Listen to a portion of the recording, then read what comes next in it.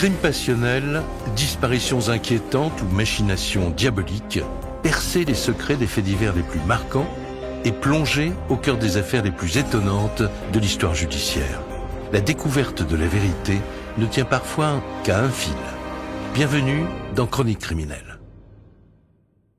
Dans cet épisode, l'affaire Jean Moritz.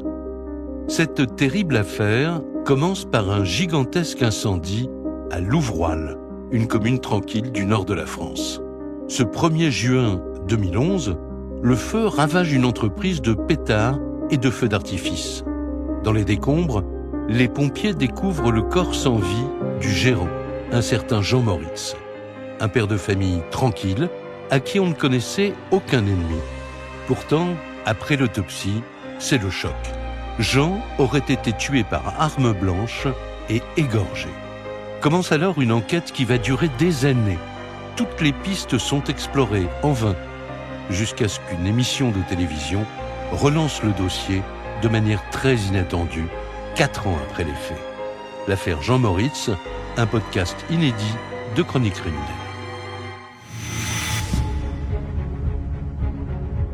Automne 2015, dans le nord de la France. Des policiers sont sur le point de procéder à une arrestation délicate.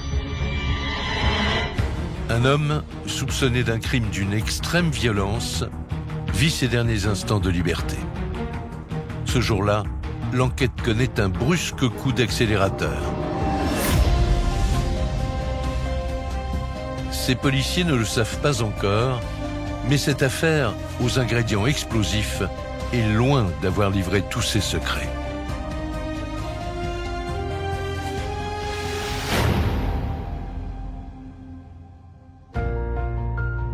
Pour comprendre cette histoire, il faut remonter 4 ans auparavant.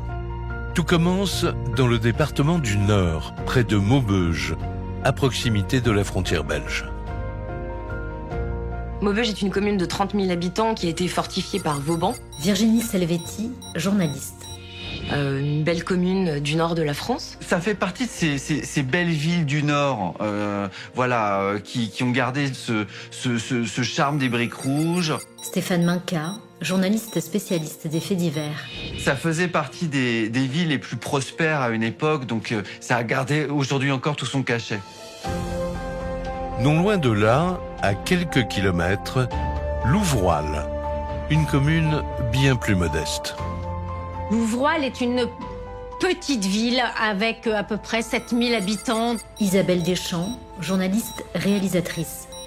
Donc les gens se connaissent quand même tous plus ou moins. C'est une toute petite ville ouvrière qui a beaucoup souffert de la fermeture d'usines d'acierie. Emmanuel Rigler, avocat des parties civiles. Qui aujourd'hui rebondit un peu grâce à des centres commerciaux. C'est une toute petite ville mais qui est sur un axe extrêmement passant. En arrivant à Louvroil, impossible de rater un commerce pas tout à fait comme les autres, celui de Jean Moritz. Jean Moritz est artificier, il a une boutique de farces et attrapes qui s'appelle Tout Feu Tout Fête. Donc son magasin est rempli de farces et attrapes, de déguisements en tout genre. Il y stocke également ses feux d'artifice.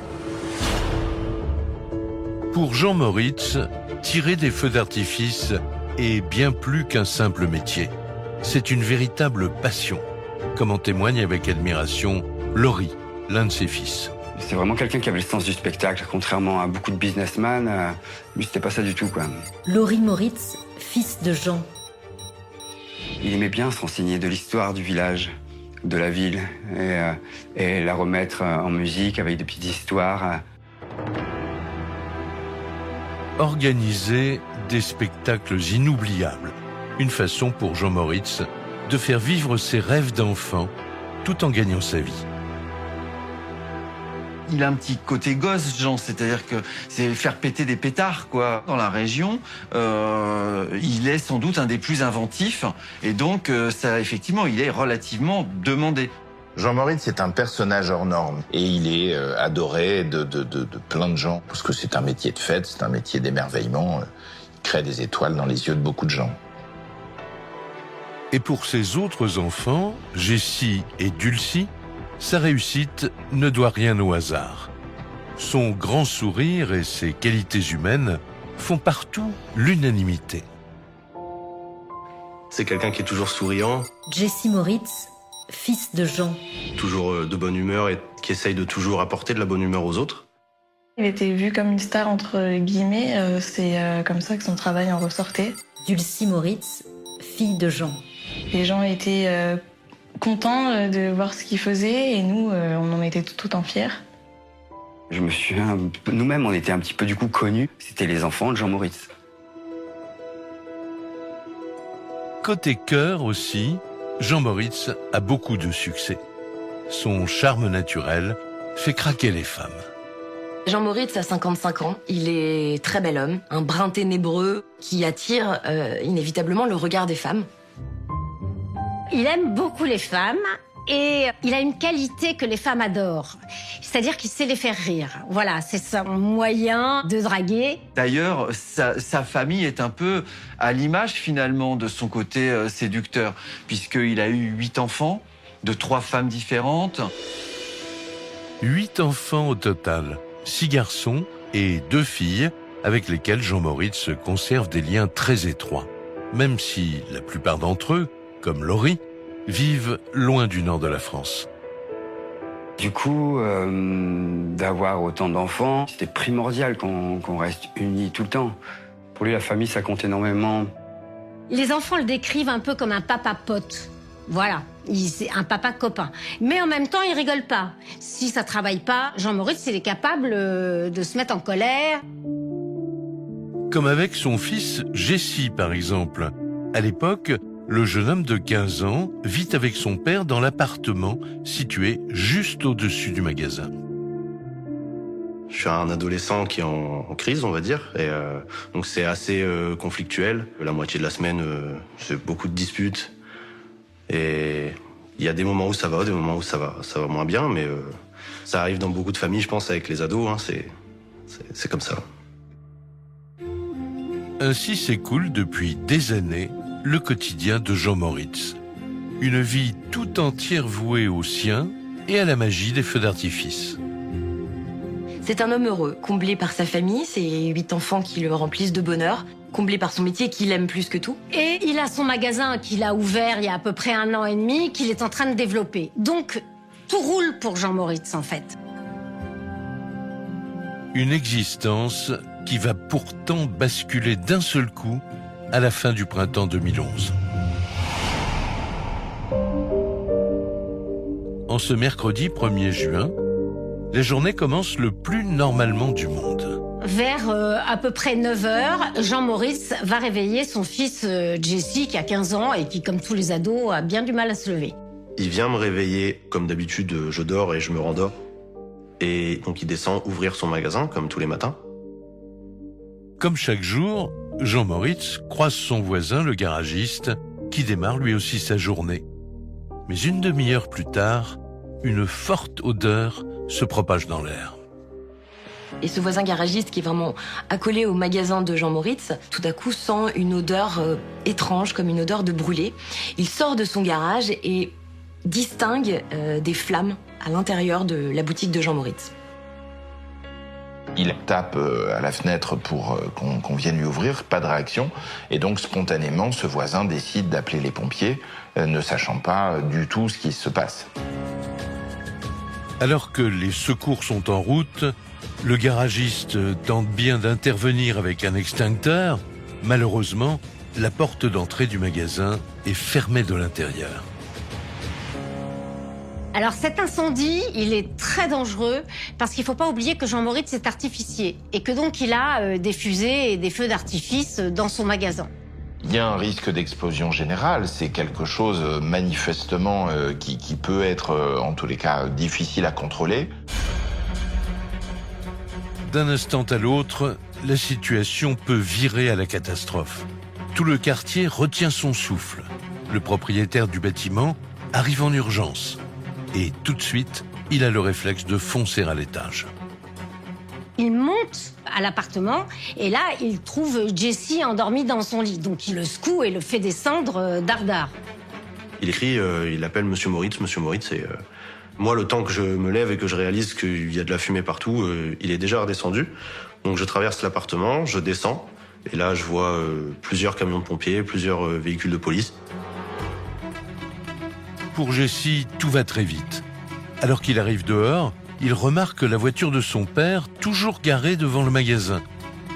Mais aucune trace de lui à l'extérieur de l'entrepôt en feu. C'est la panique totale. Jessie ne sait absolument pas où est son père. Emmanuel Rigler, avocat des parties civiles. Personne ne sait, donc il va y avoir des tentatives d'appel sur son téléphone, mais pas de réponse.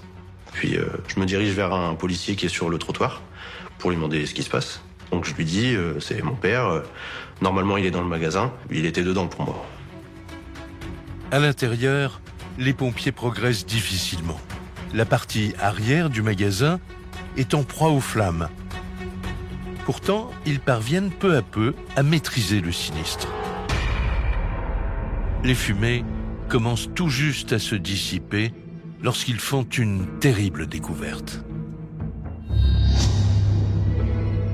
Et à force de fouiller, de retourner, on se rend compte que sous des éléments de toiture gît un corps partiellement calciné. La moitié du corps, du haut du corps, est tellement brûlé qu'il n'arrive pas à identifier le corps. S'agit-il de Jean Moritz ? Depuis l'extérieur, le bâtiment offre un véritable spectacle de désolation. C'est à cet instant précis que Patrick, un ami de l'artificier, arrive sur les lieux.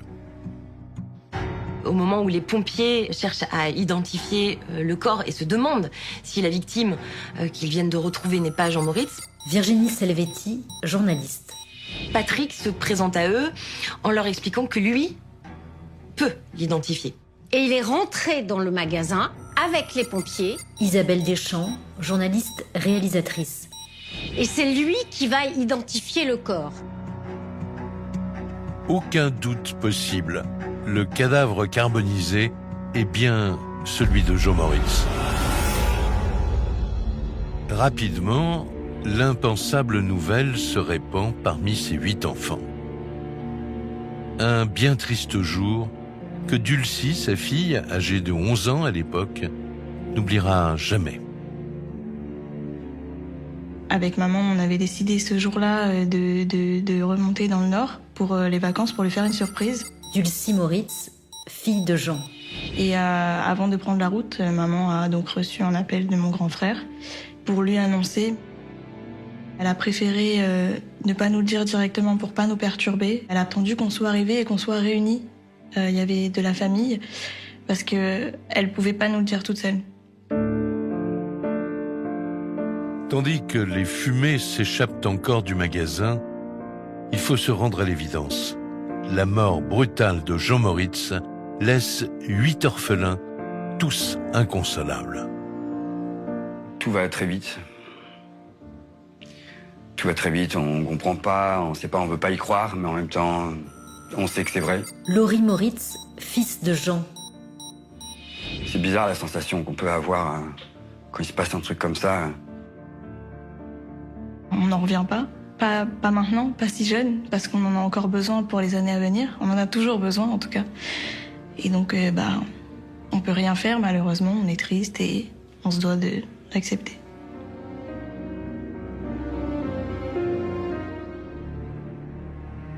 Alors que la fratrie est sous le choc, tous les regards se tournent vers Jessie.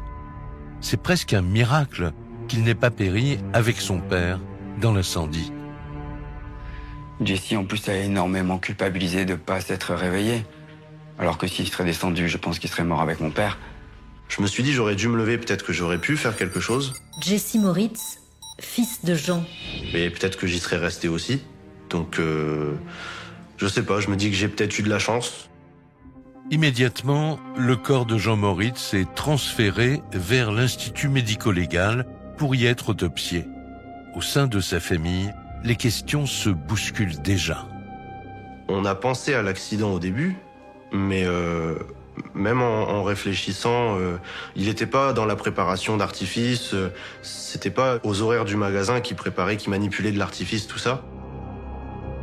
Mon père, il faisait très attention, il rentrait même pas avec un briquet dans sa poche dans l'atelier. Il était hyper méticuleux. En plus, voilà, je sais qu'on n'aurait pu rien retrouver du magasin si l'artifice avait brûlé ou avait explosé là-bas. D'après ses enfants, il ne s'agirait donc pas d'un incendie accidentel. À Louvroil et dans les environs, une fois le choc passé, les rumeurs se propagent. Et si Jean Moritz avait voulu mettre fin à ses jours? Un scénario que ses fils ne peuvent envisager un seul instant. Le suicide, c'était complètement impossible du fait que mon père, il fêtait la vie. Il aimait la vie. Il y a d'autres façons de se suicider que de mettre le feu dans son magasin, au fond du magasin. Surtout que j'étais 3 mètres au-dessus, juste au-dessus. Jamais Jean Moritz n'aurait pris le risque de mettre la vie de son fils en danger. Dès lors, un étrange pressentiment commence à germer dans l'esprit de Laurie. Donc à partir du moment où je ne croyais pas au suicide, je mettais des doutes aussi sur l'accident. Ou même le malaise. Ça me semblait bizarre de faire un malaise et puis de s'enflammer.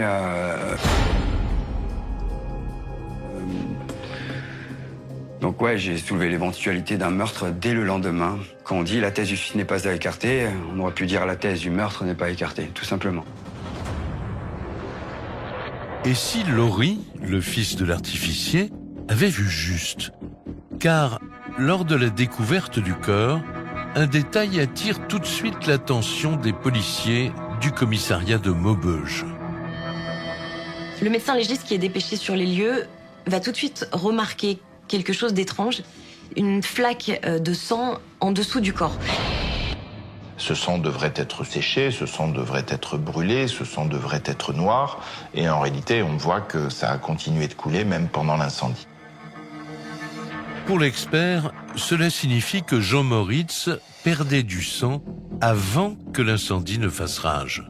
Mais comment aurait-il été blessé? Seule l'autopsie pourra permettre d'en savoir davantage. Et là, une autre surprise l'attend. Dans le cas d'une combustion, on meurt d'abord d'étouffement. Stéphane Minca, journaliste spécialiste des faits divers. On meurt des fumées. Et là, dans les poumons, il n'y en a pas. Ce qui veut dire, de manière très claire, que Jean Moritz est mort avant le départ de l'incendie. Il ne peut donc en aucun cas s'agir d'un accident. Quant à la suite de l'examen, elle s'avère formelle. Quelqu'un a bien donné la mort à l'artificier. Et là, grâce à cette autopsie, ils vont découvrir que Jean Moritz a reçu des coups. Il a des ecchymoses au visage, il a le nez complètement brisé. On s'aperçoit qu'il a la trachée qui a été écrasée et surtout qu'il a eu la carotide tranchée. L'autopsie ne dit pas par quelle arme, il pense un tournevis, un couteau. Donc il a été véritablement tué, il a été assassiné, ça n'est pas du tout la résultante d'un incendie. Là, on est absolument certain qu'il y a eu quelqu'un qui en voulait à Jean Moritz au point de le tuer. C'est clair, c'est évident.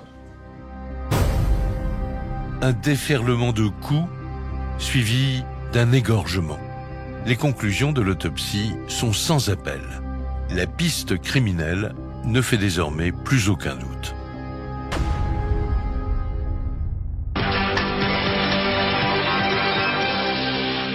C'est ce qu'on appelle un coup de théâtre. La semaine dernière, un magasin de feux d'artifice était ravagé par les flammes à Louvroil. À l'intérieur, un corps sans vie, celui du gérant. Mais surprise, l'autopsie vient de révéler que la mort de cet homme date d'avant l'incendie. Tout laisse à penser qu'il s'agit là d'un meurtre. Interviewé par la télévision régionale, Danny, le fils aîné de Jean, est lui aussi sous le choc. Qui aurait pu vouloir la mort de son père? Une fois qu'on s'est retourné le cerveau, on savait que c'était pas possible que ce soit ni un suicide ni un accident. Danny Moritz, fils de Jean. Mon père était pas comme ça, il était prudent et puis plein de vie.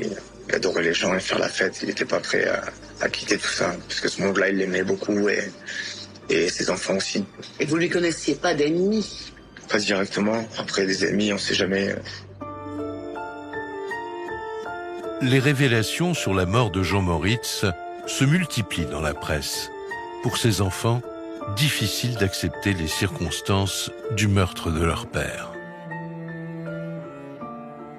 On ressent bien l'acharnement, la violence, quelque chose de très dur. On ne veut pas y croire. Laurie Moritz, fils de Jean. Et là, on a la colère qui commence à monter, des images. Donc c'est assez difficile de dormir. Quand je l'ai appris, pour moi, ma réaction, c'était vraiment, je vois ça que dans les films. Dulcie Moritz, fille de Jean. Ça peut arriver aux autres, mais pas à moi.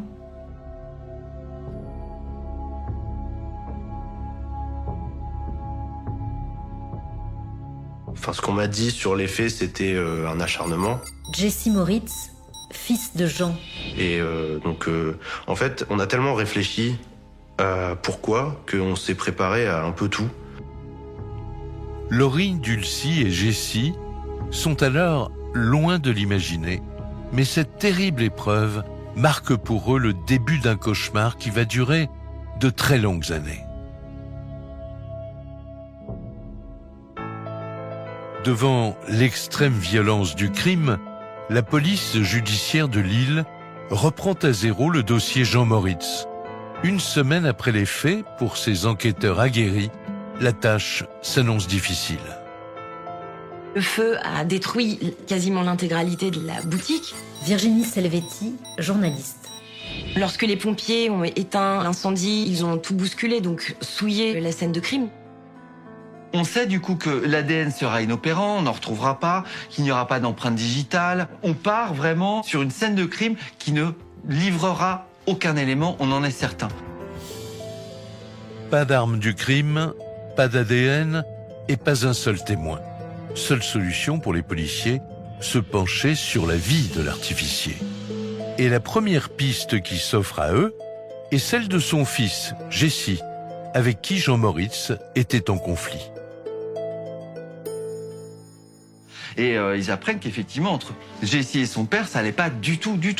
Parce qu'en fait, Jessie, il était plus ou moins déscolarisé. Son père ne le supportait pas. Isabelle Deschamps, journaliste réalisatrice. Et donc, il y aurait pu avoir une engueulade plus forte que d'habitude. Parce que quand Jean Moritz se mettait en colère, c'était vraiment en colère. Et ce n'est pas tout. Au moment de l'incendie, selon plusieurs témoins, Jessie aurait fait preuve d'un comportement pour le moins curieux. Jessie a une attitude très très étrange, c'est-à-dire qu'il a eu l'air d'avoir absolument aucune émotion. En fait, quand on a dit à Jessie que son père était mort, et quand il l'a compris, en fait, Jessie a très peu réagi. Mais vraiment très peu. Pas de larmes, pas de cris, et il parlait très peu. Alors ce jeune garçon de 15 ans aurait-il pu commettre l'irréparable ?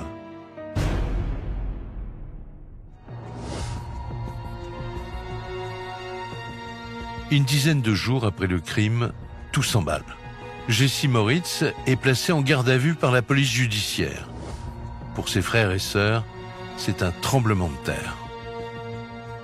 Ça a été un choc pour nous. Parce que pour nous, c'était impensable. Forcément, c'est notre grand frère, c'est notre papa. Ça se peut pas. C'est pas possible. Mon père était un peu en colère quand Jessie n'allait pas à l'école, quand il allait pas bien, tout simplement. Donc c'était de l'amour, tout ça. Il n'y a jamais eu de réelle violence. Et là, on commence à être un peu en colère. On a l'impression que la police, elle part à l'envers. Le jeune homme est alors mineur. Une garde à vue dont Jessie se souvient encore aujourd'hui. Mais je suis resté encore sans dire grand-chose parce que je dormais, donc je pouvais pas expliquer grand-chose en fait. Il faut se mettre à la place de Jessie. Il a 15 ans, il a appris que son père était mort, et maintenant, il se retrouve devant les enquêteurs, soupçonné d'avoir tué son père. Et puis, le fait que je sois sur les lieux, que je sois le seul à l'avoir vu, un des derniers à l'avoir vu, et le seul vraiment sur les lieux. Donc c'est les seules choses qui fait que je suis en garde à vue, qui ont fait que je suis en garde à vue à ce moment-là. Mais l'officier de police qui l'interroge n'obtient rien du jeune suspect. Assailli de questions, Jessie n'en démord pas. Il est totalement étranger au meurtre de son père. Il faudrait imaginer que lorsque Jean-Maurice l'a réveillé, il ait fait semblant de se rendormir dans son lit, qu'il ait laissé son père descendre, qu'il soit descendu à la suite de son père. Pour aller voir son père, entrer dans la boutique. Stéphane Minca, journaliste spécialiste des faits divers. Et en ressortir pour se recoucher en haut alors qu'il aurait lui-même allumé l'incendie en bas. Ça n'avait aucun sens finalement. D'autant que 2 éléments majeurs plaident en faveur de l'adolescent. Les vêtements qu'il portait le jour de l'incendie, ainsi que son corps, ne présentent aucune trace suspecte. Dès lors, la thèse d'un parricide semble s'éloigner. Et puis on se rend compte que cet homme a été vraiment tué avec beaucoup de sauvagerie. Emmanuel Rigler, avocat des parties civiles. Et que ça ne correspond pas à la taille, au gabarit et à la force de ce garçon. Mon père était un mec qui savait se défendre, qui était costaud, il avait une machine à muscu dans la maison.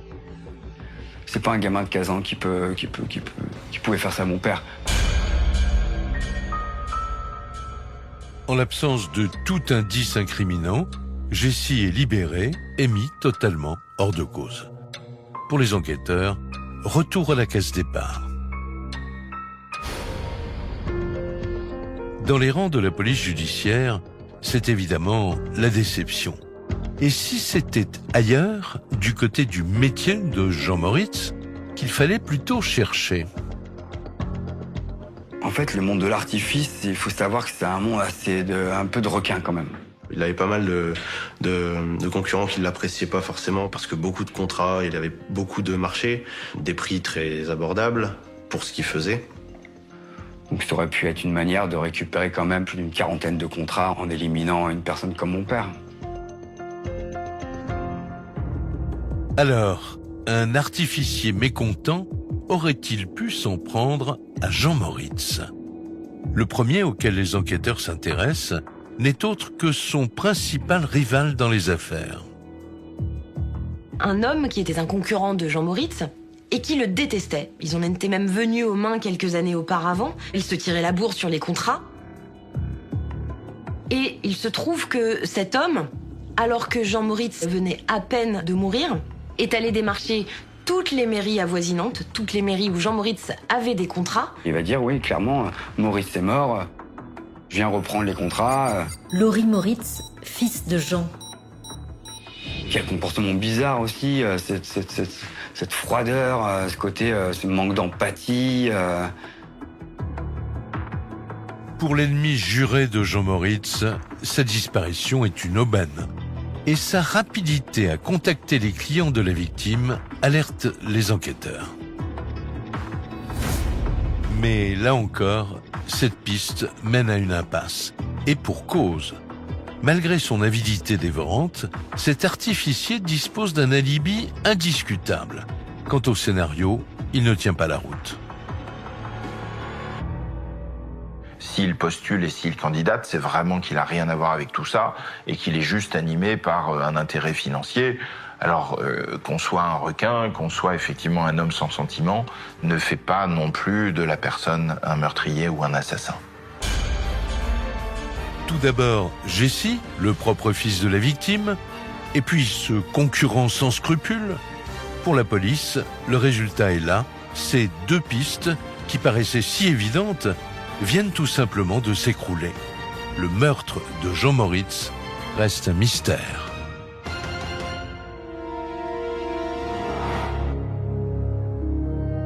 Mais les enquêteurs ne baissent pas les bras et continuent d'auditionner les proches de Jean Moritz. Peut-être ont-ils remarqué quelque chose de suspect dans les jours qui ont précédé la mort de l'artificier. C'est alors que le jeune Jessie leur révèle que 2 mois avant les faits, son père avait été victime d'un premier sinistre. Et pas n'importe lequel, un incendie de voiture. Vers 6h du matin, je crois. Jessie Moritz, fils de Jean. On se réveille avec de la fumée dans l'appartement et puis la voiture incendiée devant. Que mon père m'appelle et il me dit je devais aller chercher les enfants ce week-end, je pourrais pas y aller parce que hier matin, ma voiture elle a brûlé à 5h du matin devant chez lui. Son véhicule, incendié dans d'étranges circonstances, à peine quelques semaines avant le drame, voilà qui résonne comme un avertissement. Mais de la part de qui ?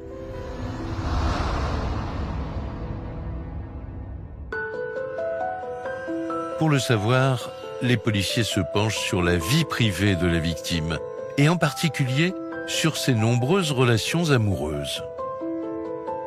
Jean Moritz plaît, c'est un homme qui a du succès et c'est un homme avec un certain romantisme qui fait que quand les histoires sont finies, il laisse souvent un excellent souvenir à certaines de ses anciennes compagnes, ce qui gêne parfois les nouveaux compagnons de celle-ci. Et si un compagnon jaloux avait voulu se débarrasser de Jean Moritz ? L'un d'entre eux, Patrick, semble avoir le profil justement pour intriguer les forces de l'ordre. Patrick, c'est lui qui a identifié le corps de Jean Moritz. Alors, que faisait-il ce matin-là aux alentours de 10h sur les lieux ? Virginie Selvetti, journaliste. Déjà, pour les enquêteurs, c'est assez étrange, assez troublant. Patrick, en fait, s'avérait extrêmement intéressant pour l'enquête, pour une bonne raison, c'est qu'il est aujourd'hui avec une des ex de Jean. Patrick partage désormais la vie de Laurence, une ex-petite amie de l'artificier. Alors, aurait-il quelque chose à voir avec l'incendie et la mort de Jean Moritz ? Il faut savoir que Jean et Laurence ont eu une histoire assez fusionnelle, mais une dizaine d'années, une quinzaine d'années auparavant. Mais est restée de cette relation une amitié très forte. Isabelle Deschamps, journaliste réalisatrice. Et donc, Laurence, Patrick et Jean Moritz se voient très régulièrement. Pourtant, plusieurs témoins l'affirment, cette belle amitié avait fini par voler en éclats. C'était quelques jours avant le crime, lors d'une soirée plutôt arrosée. Jean Moritz n'avait pas arrêté de danser avec Laurence. Et Patrick avait très mal pris la chose, n'avait pas ouvert la bouche de la soirée et qu'il avait l'air très, très contrarié. On voit que ça dérange Patrick, que mon père s'est de nouveau rapproché de Laurence. Dans l'esprit des enquêteurs, un possible mobile se dessine, la jalousie amoureuse. Mais lorsque Patrick est placé en garde à vue, il leur présente lui aussi un alibi. On se rend compte qu'il a fait des achats ce jour-là, on se rend compte qu'il s'est rendu sur une zone commerciale qui est assez éloignée. Effectivement, le téléphone de Patrick a bien borné aux heures où il le dit, aux endroits où il le dit. Patrick ne pouvait donc en aucun cas se trouver à Louvroil quand l'incendie s'est déclenché. Après celle du fils, Jessie, après celle du concurrent artificier, la piste de ce compagnon jaloux s'effondre à son tour.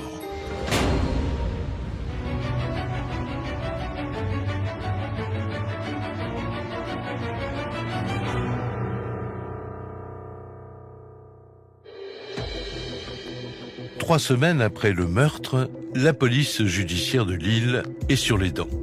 Seule solution pour avancer, décortiquer un peu plus la vie amoureuse de Jean Moritz. Car, d'après ses deux fils, il arrivait à leur père de séduire aussi des femmes mariées. Dans mes souvenirs, il y en a eu au moins deux. Il y a eu au moins 2 relations avec des personnes en couple. Tous dirigés vers la piste sentimentale. Plus on s'avançait dans les jours qui suivaient le crime, plus ça se refermait du côté du crime passionnel, quoi.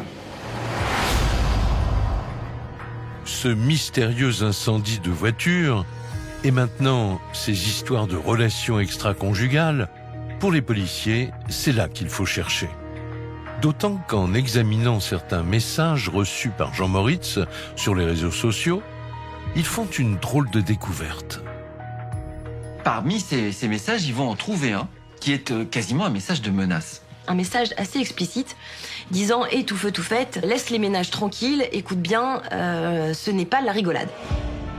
Laisse les ménages tranquilles.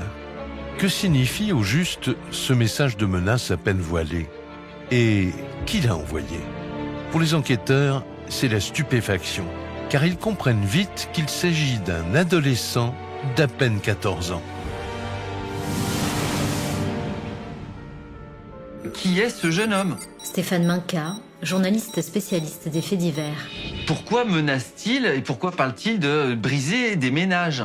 Les policiers vont très vite chercher à savoir qui est cet adolescent qui a envoyé un message à Jean Moritz et qui sont ses parents, quel est le lien avec Jean Moritz.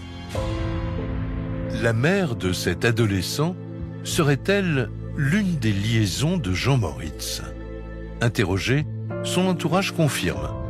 Le quinquagénaire vivait bien une brûlante histoire sentimentale avec cette femme divorcée que nous appellerons Sophie. À cette époque-là, Jean Moritz, il a une vie amoureuse intense. En fait, il a fait la connaissance de Sophie. Sophie a 34 ans, ils ont donc une vingtaine d'années d'écart. Elle est à la tête d'une association de pom-pom girls.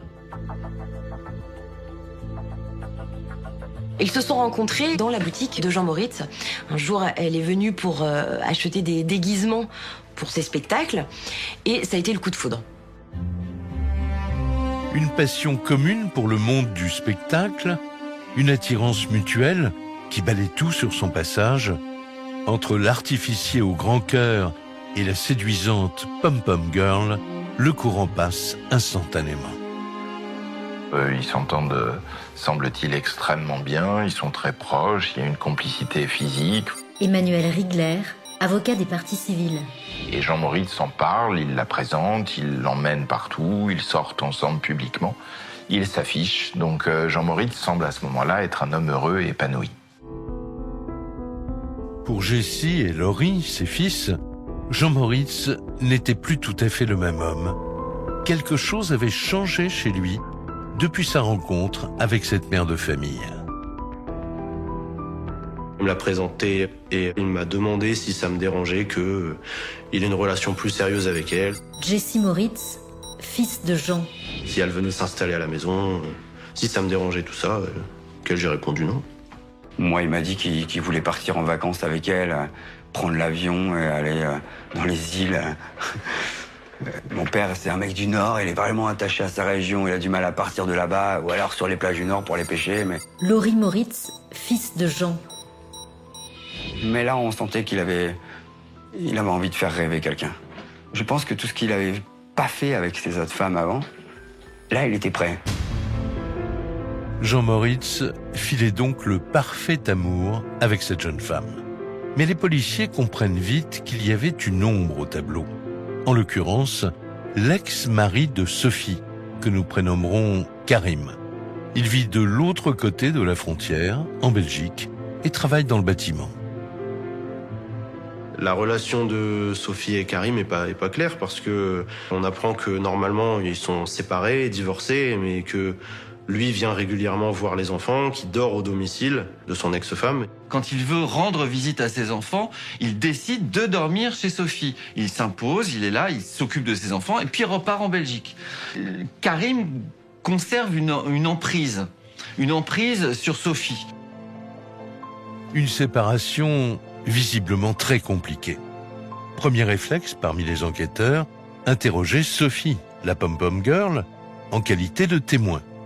Karim, son ex-mari, en voulait-il à Jean d'être son nouveau compagnon? Pourrait-il avoir un lien avec son meurtre? Elle raconte qu'elle est amie avec Jean Moritz, mais qu'elle n'a pas du tout de relation amoureuse avec Jean Moritz. Isabelle Deschamps, journaliste réalisatrice. Puis après, elle va revenir dessus. Elle va dire que si finalement, elle a des relations. Les enquêteurs se demandent pourquoi Sophie avait intérêt à cacher cette relation. Et ils découvrent que Karim n'est pas un enfant de cœur. Virginie Selvetti, journaliste. Il a un casier judiciaire assez rempli, notamment pour des faits de violence. Et donc les enquêteurs pensent qu'elle en avait peur. À partir de là, pour la PJ, tout s'accélère. En effet, selon plusieurs témoins, ce Karim serait même venu en personne s'expliquer avec l'artificier de Louvroil.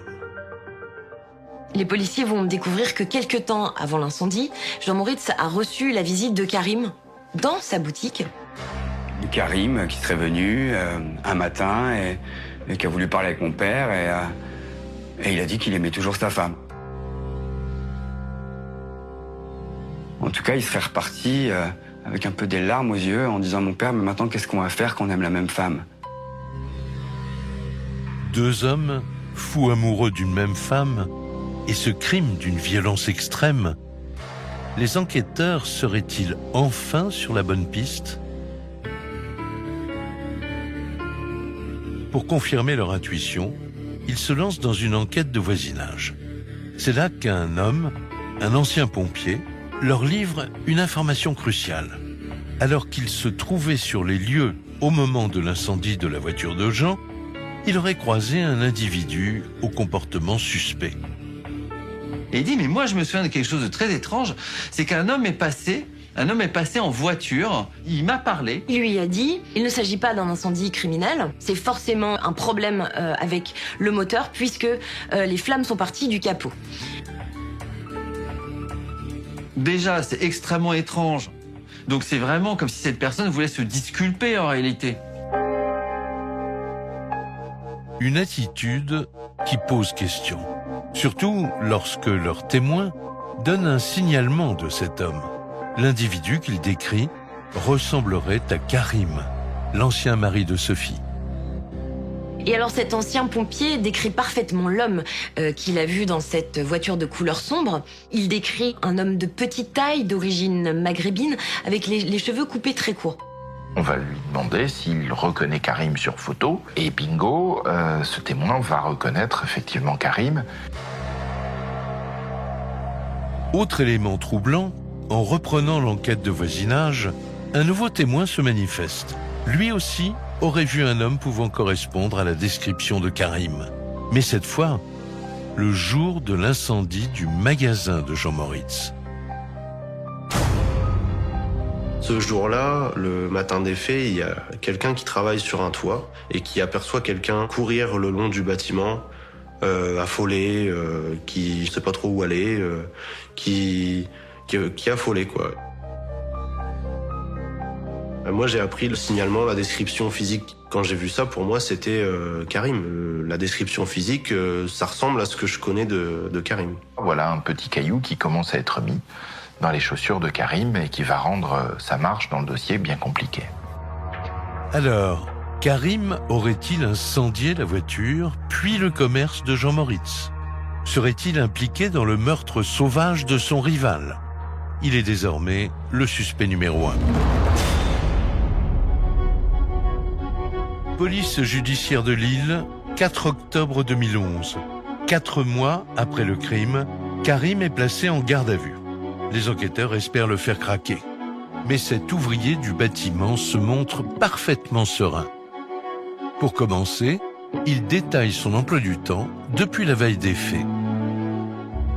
Il explique qu'il est arrivé le 31 au soir et qu'il a dormi chez son ex-femme, Sophie, pour voir ses enfants, comme il le fait d'habitude. Et que le matin, ils se sont levés et qu'ils sont partis à 8h30. Karim se fait plus précis encore. À 9h, quand l'incendie s'est déclaré à Louvroil, il se trouvait à plusieurs kilomètres de là. Des témoins, dit-il, peuvent même en attester. Ce matin-là, il avait rendez-vous avec Stéphane, le cousin de Sophie. Ils devaient ensemble aller voir un client pour commencer des travaux sur un chantier. Karim explique que lorsqu'il est arrivé chez ce dénommé Stéphane, Stéphane était absent et qu'il a bu un café avec Véronique, l'épouse de Stéphane, en l'attendant. Sophie, son cousin Stéphane et Véronique, la femme de celui-ci, sont convoqués à leur tour. Et tous certifient avoir vu Karim ce fameux matin du 1er juin. Sophie confirme qu'il était bien chez elle, qu'il est parti. Stéphane va confirmer l'avoir vu, etc. Stéphane Minca, journaliste spécialiste des faits divers. Sauf que Aucun horaire ne parvient à être confirmé ni par les uns ni par les autres. Quand bien même les versions sont un peu floues et changeantes, il y a quand même 3 personnes, Sophie, Stéphane et Véronique, qui ont vu Karim ce matin-là et qui viennent fournir un alibi. Après moins de 24 heures de garde à vue, Karim est remis en liberté. Faute d'aveu, et grâce à cet alibi, aucune charge n'est retenue contre lui.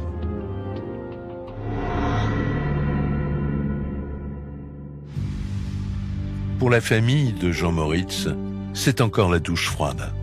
Et plusieurs mois vont s'écouler sans que les investigations avancent.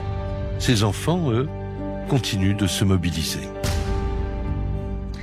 Que s'est-il vraiment passé dans la boutique de Jean Moritz l'an dernier? Une question que se pose toujours la famille et les amis de ce marchand de feux d'artifice. Retrouvé mort dans son magasin incendié. Ils se sont rassemblés aujourd'hui à Louvroil pour réclamer l'avancée de l'enquête. Département du Nord, 1er juin 2012. 1 an jour pour jour après la mort atroce de l'artificier, ses proches demandent toujours justice. Pour le moment, on ne sait rien du tout. Nicole Moritz, sœur de Jean.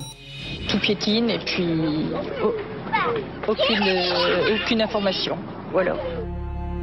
Au sein du clan Moritz, c'est le même sentiment de colère. Pour ses fils, les investigations s'enlisent depuis beaucoup trop longtemps. Son téléphone n'a pas été retrouvé, qui a continué à sonner pendant 4 jours. Laurie Moritz, fils de Jean.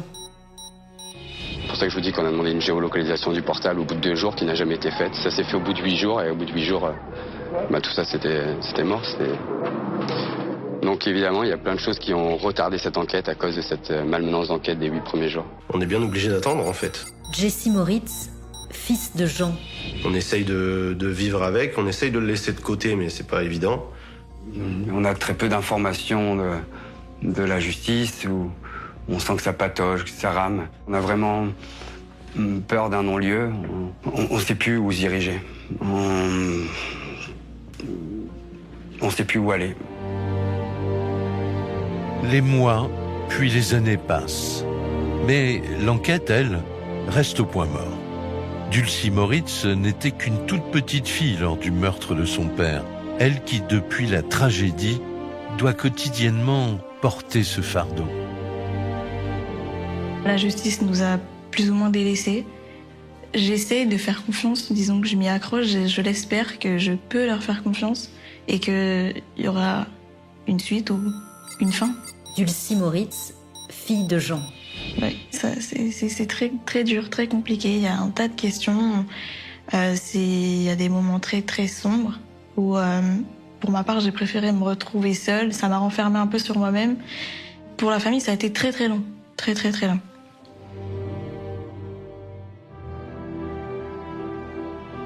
Début de l'année 2015, dans le nord de la France. 4 ans se sont écoulés depuis le crime.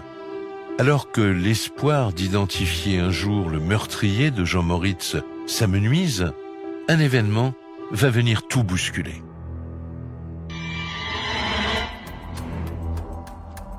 Cette année-là, une équipe de télévision contacte la famille de la victime. Le dossier Jean Moritz intéresse Non élucidé, une émission consacrée aux affaires non résolues, les fameux cold cases.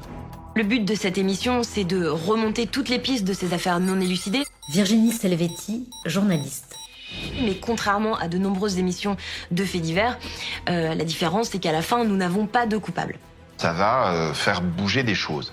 En bien, en mal, personne ne le sait à l'avance. Emmanuel Rigler, avocat des parties civiles. Mais quoi qu'il se passe, ça ne peut que nous faire du bien. Donc on y va, on fonce et on attaque. La journaliste Isabelle Deschamps reprend donc à zéro tous les éléments de l'affaire. Un travail qui contribue parfois à relancer ce genre d'enquête. L'intérêt de ce type d'émission, c'est que quand un dossier dort comme ça... Isabelle Deschamps, journaliste réalisatrice. Le fait que les médias s'y intéressent, ça le remet au-dessus de la pile. Hop, il ressort comme un bouchon. On espère que ça va rapporter quelque chose et que les enquêteurs vont se dire « Ah bah oui, on est passé à côté de ça » ou On va chercher plus précisément dans certains points. Tandis que la journaliste contacte la plupart des protagonistes de l'histoire, la police judiciaire, elle, saute sur l'occasion. Et si tout cela pouvait permettre enfin de faire surgir un élément nouveau? Et donc la justice va profiter de l'événement pour mettre tous les protagonistes de cette affaire sur écoute. Ce qu'il se passe souvent, c'est que les langues se délient parce que les gens ont un besoin nécessaire de parler de l'affaire. Les policiers, comme les magistrats, espèrent obtenir de nouvelles informations. La police ne s'est pas trompée. En septembre 2015, au moment de la diffusion du reportage, Sophie, la liaison de Jean Moritz, ignore qu'elle se trouve sur écoute. Et elle multiplie les appels et les messages à destination de Karim, son ancien mari. Les enquêteurs constatent qu'il y a beaucoup d'activités et beaucoup d'échanges entre Karim et les membres de sa famille. Qu'on commence à s'affoler un peu de ce côté-là. Et ce n'est pas anodin. On se rend compte que ça les perturbe beaucoup. C'est-à-dire que Sophie et Karim sont très très dérangés par la diffusion de cette émission. Ça les inquiète, ils ne savent pas ce que ça va donner, pourquoi la télé se mêle de ça. On les sent très très mal à l'aise. Pour les enquêteurs, c'est peut-être une opportunité. D'autant que Véronique, la femme du cousin de Sophie, se montre plus explicite encore sur ses écoutes. Souvenez-vous, c'est elle qui, 4 ans auparavant, avait fourni un alibi à Karim. Véronique, qui a bu un café le matin du crime avec Karim, serait en train d'expliquer à des proches que ce jour-là, elle n'aurait finalement pas vu Karim. Finalement, c'est en regardant l'émission qu'ils se rendent compte de la gravité de cette affaire et de l'importance de leur témoignage. Enfin, c'est un bouleversement complet sur l'affaire. Sophie, son cousin et l'épouse de celui-ci, ces 3 témoins clés, avaient tous à l'époque attesté de la présence de Karim à des kilomètres de l'incendie. Mais avec ces écoutes, tout pourrait changer. Alors ils sont de nouveau interrogés et tous changent de version. Les personnes se sont trompées. C'est pas du tout au moment où elles l'ont dit qu'elles ont vu effectivement Karim, qu'elles ont tout mélangé, et qu'en réalité elles se rattachent à des repères, notamment au fait d'avoir le journal sur la table qui parlait déjà de l'incendie, et que donc ça n'était pas ce jour-là qu'ils l'avaient vu, mais le lendemain. Un alibi qui s'effondre d'un seul coup. C'est le grand tournant de cette enquête. 4 ans après le meurtre de Jean Moritz, Karim redevient le principal suspect. Hôtel de police de Lille, automne 2015. Placé une seconde fois en garde à vue, l'ex-mari de Sophie maintient pourtant sa version. Il affirme toujours qu'il n'était pas sur les lieux et qu'il n'a donc rien à voir avec le crime. Karim appuie toute sa défense sur le fait que le 1er juin 2011, c'était il y a 4 ans, et qu'il peut y avoir naturellement des incohérences dans les témoignages. Ces personnes sont revenues sur leurs témoignages, ont pu se tromper, leur mémoire a pu leur faire défaut. Karim, en garde à vue, niera toujours le fait d'avoir tué Jean Moritz. En effet, Karim n'en démord pas. Quant au mobile, il le conteste formellement. Étant divorcé de Sophie depuis des années, il n'avait, dit-il, aucune raison de tuer par jalousie amoureuse. Il est cependant mis en examen pour homicide volontaire et incarcéré.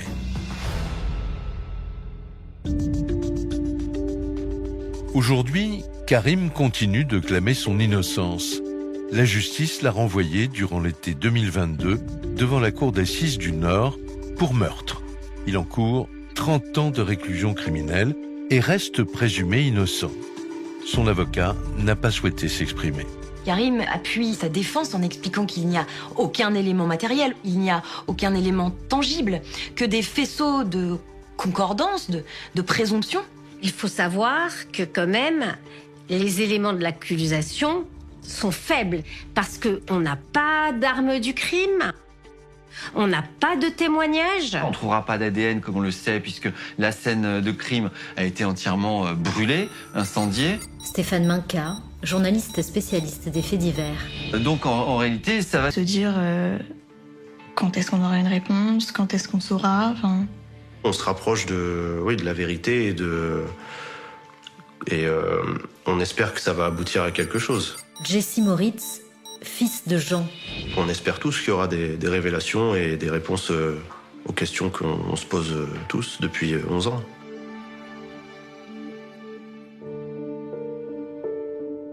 En attendant, ils continuent de faire vivre la mémoire de leur père. Comme Jesse, son fils, qui s'adonne à la même passion que lui, celle des feux d'artifice. Je continue de tirer le 13-14 juillet parce que j'en ai besoin en fait. Il m'a tout transmis sur l'artifice. C'est grâce à lui que j'en tire encore maintenant et que j'ai encore envie d'en tirer. La chose dont je peux être sûre de me rappeler, c'est quand il nous emmenait chez un de ses amis à la pêche. Voilà, c'est des moments où on était vraiment tous ensemble et ça nous réunissait. Et c'est des souvenirs où je peux dire qu'on était joyeux et ouais. Quant à Laurie, ce fils devenu père de famille à son tour, pas question pour lui non plus de baisser les bras. Oui, j'en ai pratiquement que des bons souvenirs de mon père. L'amour qu'il avait pour ses enfants, qui était en train de grandir de plus en plus. Laurie Moritz, fils de Jean. La fierté de nous avoir, la fierté d'être lui-même, de ce qu'il était, parce que c'était un très bel homme dans le cœur. Maintenant, moi, mon père, il me manque à tous mes frères et sœurs, et ce manque qu'il nous laisse, c'est l'amour qu'on avait pour lui.